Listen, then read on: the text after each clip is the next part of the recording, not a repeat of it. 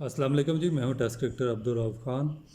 और जैसा कि आप जानते हैं कि जो थैलीसीमिया का मर्ज़ है वो बच्चों में बहुत ही ख़तरनाक एक मर्ज़ है, बल्कि आप इसको एक जानलेवा मर्ज़ भी कह सकते हैं, जिसमें जो बिल्कुल छोटे बच्चे होते हैं वो खून की कमी का शिकार हो जाते हैं और उनको वक्तन फ़वक्तन आपके खून की अशद ज़रूरत रहती है।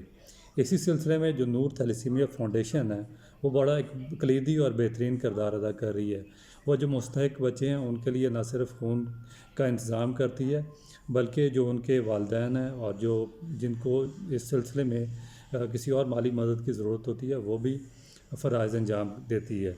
तो आपसे गुजारिश है कि आप भी रमज़ान क्योंकि आने वाला है, बड़ा मुक़द्दस महीना, तो आप भी इसमें बढ़ चढ़ कर हिस्सा लें और नूर थैलेसीमिया फाउंडेशंस को अपने जो अतियात हैं वो दिल खोल कर उनसे नवाजें।